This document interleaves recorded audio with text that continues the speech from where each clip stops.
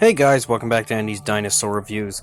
We have a little bit of news, not very much at all, but there were a few things that have just recently shown up online, a few images that I really wanted to show you guys, and I tried to wait it out a little bit to see if I could get some more news for you, but as of right now, it seems like it's kind of dead out there as far as dino news, so I'm just going to go ahead and pass these images along to you right now. The very first one is a brand new image of the Triceratops from the Beasts of the Mesozoic Ceratopsian series. It is just basically concept art showing you what the paint scheme will look like on the upcoming Triceratops.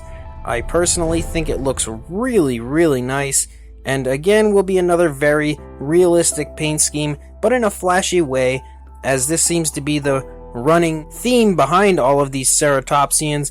For the most part, I think they all look really quite nice and very realistic looking, and this one, the Triceratops, is no different. We also just recently got a brand new image of Franklin, and this is a Franklin figure that will be hopefully coming out in the fall. As far as what Mattel has been telling us, it'll be the fall, but you never know because things tend to change. But it is nice to see a very up-close image of the upcoming Franklin figure, along with apparently a Microceratus, which is something that was only previously exclusive to the Destructosaurus sets, so now this Franklin figure appears to be coming with a Microceratus, so everyone will have a chance to own that figure. I think that is one of the best figures as far as those minifigures that we have so far. It's really quite a beautiful figure, and I'm glad that everyone will have a chance to get one. And we just got a whole bunch of images of the upcoming Charlie Velociraptor figure, and I actually really like it. I mean, it doesn't seem like there's really anything new as far as the pose or anything, because that just seems to be the way Mattel works.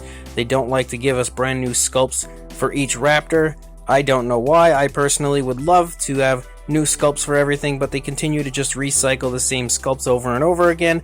But the actual paint scheme on this looks really quite nice, and I think it could be another one of the best as far as these Velociraptors go from the Attack Pack figures, because it really is a decent looking paint scheme, and I definitely quite like it, so I'll be pretty intrigued to see that one when it does eventually release. And speaking of Velociraptors, if you guys recall the two story packs that were announced a little while back that included Muldoon and the big one, and then there was also a JP3 one which included Alan Grant that was completely miscolored, with the female Velociraptor from JP3 and then a bag with some eggs, basically the storyline behind JP3. Well, unfortunately, as of right now, it appears as though us in the United States may not be getting them, because we have run into another situation where our wonderful or not so wonderful ignorant friends at Target have decided to again not carry it. And considering these are legacy figures, they would be exclusive to Target, and since Target loves to screw over the Jurassic World fans out there,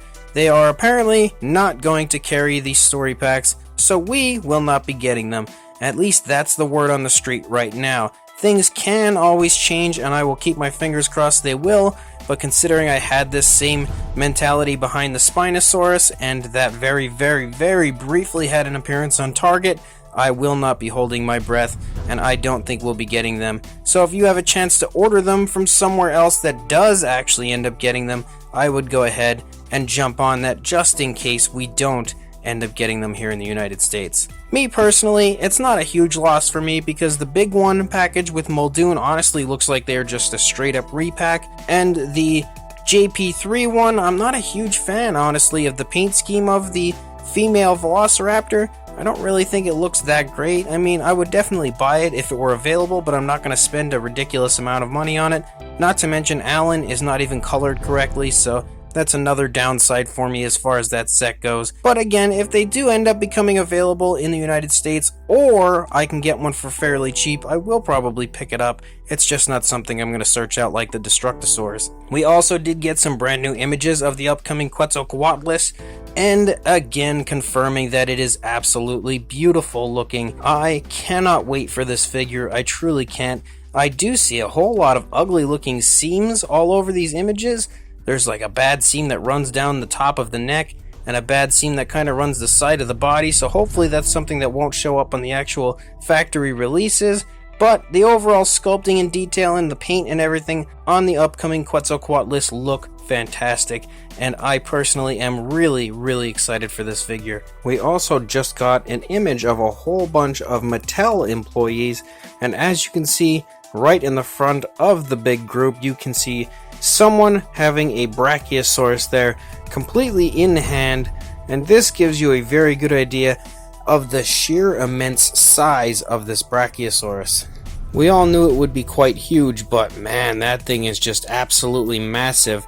And there's one interesting little thing going on in this picture that you may not notice straight off the bat, but if you look back here, there is someone holding an extreme chompin' T-Rex, but it appears to have the bite and fight paint scheme. So it appears as though this may possibly be the other Rex that is in the Jurassic Facts app that we cannot seem to figure out what it is. It's completely unaccounted for as far as figures that have been teased so far. So there's no official word on what this is exactly, but it does appear to be an extreme chompin' Rex with the bite and fight paint scheme, and I would be completely down with that repaint.